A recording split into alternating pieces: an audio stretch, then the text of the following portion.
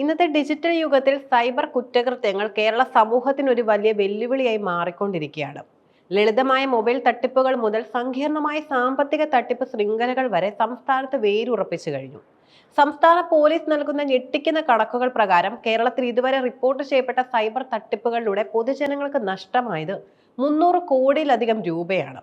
ഈ വലിയ സാമ്പത്തിക കുറ്റകൃത്യങ്ങളുടെ വേരറുക്കാനും തട്ടിപ്പുകാരെ പിടികൂടാനും തട്ടിപ്പിനിരയായവർക്ക് നഷ്ടപ്പെട്ട പണം തിരികെ നേടിക്കൊടുക്കാനുമായി കേരള പോലീസ് ആരംഭിച്ച വിപുലമായ നടപടിയാണ് ഓപ്പറേഷൻ സൈഹഡ്. സൈബർ സാമ്പത്തിക കുറ്റകൃത്യങ്ങൾ തടയുന്നതിനായി കേരള പോലീസ് ADGP S ശ്രീജിത്തിന്റെ നേതൃത്വത്തിൽ സംസ്ഥാന വ്യാപകമായി നടത്തിയ അതിവിപുലമായ റെയ്ഡ് പരമ്പരയാണ് ഓപ്പറേഷൻ സൈഹഡ്. ഒറ്റ ദിവസം തന്നെ വ്യാഴാഴ്ച രാവിലെ 7 മണിക്ക് ആരംഭിച്ച പരിശോധന രാത്രി വൈകിയും നീണ്ടു. കേരളത്തിലെ എല്ലാ പോലീസ് സ്റ്റേഷൻ പരിധികളിലും വ്യാപകമായി റെയ്ഡുകൾ നടന്നു. സൈബർ തട്ടിപ്പുകൾക്ക് പിന്നിൽ പ്രവർത്തിച്ച പ്രതികളെ കണ്ടെത്തുക, അവർ ഉപയോഗിച്ച മ്യൂൾ അക്കൗണ്ടുകൾ എന്നറിയപ്പെടുന്ന അനധികൃത ബാങ്ക് അക്കൗണ്ടുകൾ മരവിപ്പിക്കുക, അതുവഴി തട്ടിപ്പ് പണത്തിന്റെ ഒഴുക്ക് തടയാനും എന്നിവയായിരുന്നു ഈ ഓപ്പറേഷന്റെ പ്രധാന ലക്ഷ്യങ്ങൾ. പരിശോധനയുടെ ആദ്യഘട്ടത്തിൽ തന്നെ ഞെട്ടിക്കുന്ന വിവരങ്ങളാണ് പോലീസ് പുറത്തുവിട്ടത്. സൈബർ കുറ്റകൃത്യങ്ങളിൽ പങ്കാളികളായ 263 പേരെയാണ് സംസ്ഥാനത്തുടനീളം അറസ്റ്റ് ചെയ്തത്. 382 കേസുകൾ രജിസ്റ്റർ ചെയ്യപ്പെടുകയും ചെയ്തു. 125 പേർ ഇപ്പോഴും പോലീസിന്റെ നിരീക്ഷണത്തിലാണ്. കേസുകളുടെ എണ്ണത്തിൽ കോഴിക്കോട് ജില്ലയാണ് മുൻപിൽ. എന്നാൽ അറസ്റ്റ് ചെയ്യപ്പെട്ടവരുടെ എണ്ണത്തിൽ മലപ്പുറം ജില്ലയാണ് മുന്നിൽ നിൽക്കുന്നത്. ജില്ലാടിസ്ഥാനത്തിൽ നോക്കുമ്പോൾ എറണാകുളം റൂറൽ ജില്ലയിൽ മാത്രം 43 പേരാണ് ഓപ്പറേഷൻ സൈഹഡിൽ അറസ്റ്റിലായത്. കോതമംഗലത്തും മൂവാറ്റുപുഴയിലും 8 പേരെ വീതം പിടികൂടി. പത്തനംതിട്ടയിൽ 11 കേസുകൾ രജിസ്റ്റർ ചെയ്യുകയും 12 പേരെ അറസ്റ്റ് ചെയ്യുകയും ചെയ്തു. റെയ്ഡുകളിൽ സൈബർ കുറ്റകൃത്യങ്ങൾക്കായി ഉപയോഗിച്ച നിരവധി അക്കൗണ്ടുകൾ പോലീസ് കണ്ടെത്തി. സൈബർ തട്ടിപ്പുകളുടെ വേരറുക്കാൻ പോലീസ് ഊന്നൽ നൽകുന്നത് മ്യൂൾ അക്കൗണ്ടുകൾ കണ്ടെത്തുന്നതിലാണ്. സൈബർ തട്ടിപ്പുകളിലൂടെ ലഭിക്കുന്ന കള്ളപ്പണം ഒരിടത്തു നിന്നും മറ്റൊരിടത്തേക്ക് കൈമാറ്റം ചെയ്യാൻ കുറ്റവാളികൾ ഉപയോഗിക്കുന്ന വാടകയ്ക്കെടുക്കുന്ന ബാങ്ക് അക്കൗണ്ടുകളാണിവ.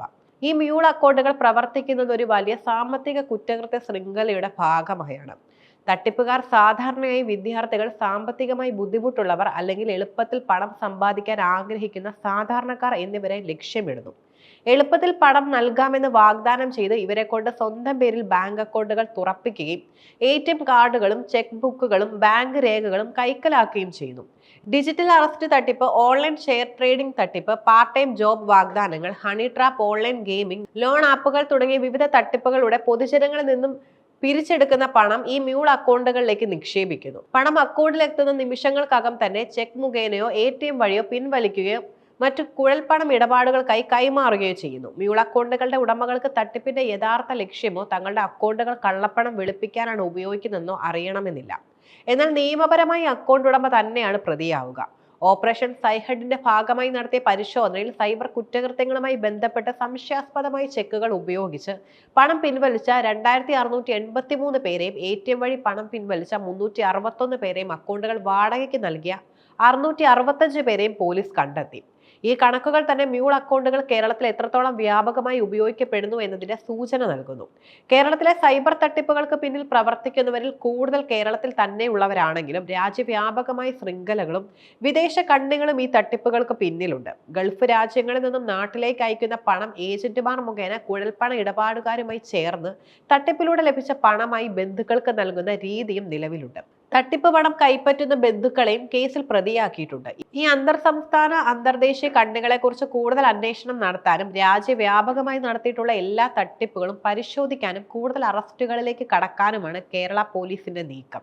സൈബർ തട്ടിപ്പുകളുടെ വലിയ നഷ്ടക്കണക്കുകൾ പൊതുജനങ്ങൾക്ക് വലിയ മുന്നറിയിപ്പാണ് നൽകുന്നത്.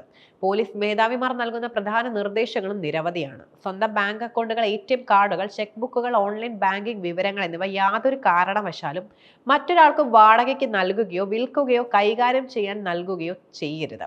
ഇത് ഗുരുതരമായ സൈബർ കുറ്റകൃത്യങ്ങൾക്ക് കാരണമാവുകയും യഥാർത്ഥ അക്കൗണ്ട് ഉടമയെ നിയമ നടപടികളിലേക്ക് കണ്ടെത്തുകയും ചെയ്യും. ഓൺലൈൻ വഴിയുള്ള എളുപ്പത്തിലുള്ള വരുമാനം വാഗ്ദാനം ചെയ്യുന്ന പരസ്യങ്ങളിലും സമ്മാനം ലഭിച്ചുവെന്ന അറിയിപ്പുകളിലും KYC അപ്ഡേഷൻ ആവശ്യപ്പെട്ടുകൊണ്ടുള്ള കോളിംഗിലും ജാഗ്രത പാലിക്കുക. തട്ടിപ്പിന് ഇരയായാൽ ഒട്ടും വൈകാതെ 1930 എന്ന സൈബർ നമ്പറിൽ വിളിക്കുകയോ സൈബർ പോലീസ് സ്റ്റേഷനിൽ പരാതി നൽകുകയോ ചെയ്യുക. ഓപ്പറേഷൻ സൈഹഡ് കേരളത്തിൽ സൈബർ കുറ്റകൃത്യങ്ങൾക്കെതിരെ പോലീസ് പ്രഖ്യാപിച്ച ശക്തമായ പോരാട്ടത്തിന്റെ തുടക്കം മാത്രമാണ്. സാങ്കേതിക വിദ്യയുടെ സഹായത്തോടെ തട്ടിപ്പുകാർ കൂടുതൽ തന്ത്രങ്ങൾ മെനയുമ്പോൾ നിയമപാലകരും ജനങ്ങളും ഒരുമിച്ച് നിന്ന് പ്രതിരോധം തീർക്കേണ്ടതും കാലഘട്ടത്തിന്റെ ആവശ്യമാണ്.